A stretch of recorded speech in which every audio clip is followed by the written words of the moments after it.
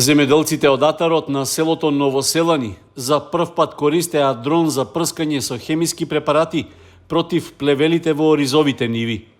Примената на оваа современа технологија во оризопроизводството значително ќе им ги намали трошоците, но и времето за примена на хербицидите во заштита на растението во неговата рана фаза. Освен тоа, не се прави ниту физичко оштетување на обработените површини, затоа што во нивите не се внесува земјоделска механизација.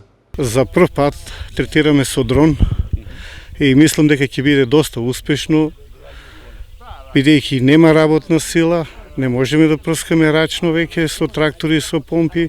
Дронот е најизводлива работа, која многу е брзо и ефикасно. За неколку денови целата површина ќе ја прскаме. Јас имам 15 хектари оризова површина и сетото прскање ќе го извршам со дрон.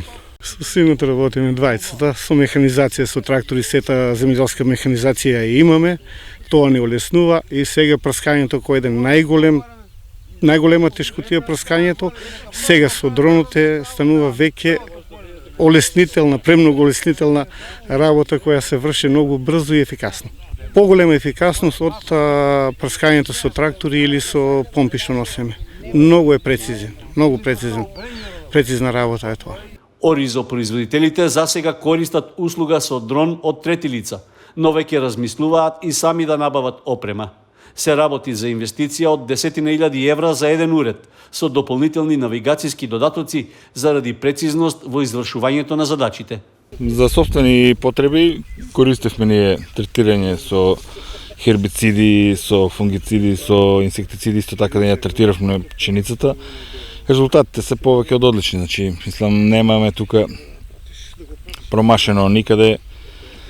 Дисперзијата на активната материја на поединица површина е секогаш точна и пресметена, значи се работи во квадрат и прецизноста е многу голема и немаме никакви, мислам, удел на третирање, проблеми не се појават. Малку со неверување и скептицизам е кај земјоделците, меѓутоа веќе имавме пробна површина и резултатите се гледат, значи мислам дека тоа ќе се брзо надмини и ќе го препознаат луѓето и ќе почнат и сами да користат, да си купат сите поголеми. Значи, ние моментално поседуваме 8 батерии, меѓутоа мислам дека и со 6 батерии ќе биде денеска доволно да стигнат додека се трошат, користиме агрегат и се постојано полнат батериите, така да потрошувачката на батерија еден лет трае од 6 до 8 минути во зависност од далеченоста колку имаме празен лет, додека за 10 минути една батерија се полни, така да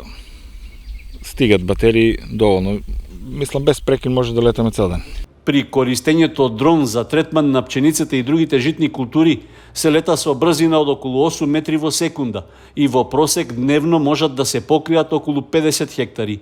Кај оризот летањето се изведува двојно побавно, но предност е што нивите се идеално рамни, а во просек се третираат по околу 30 хектари дневно.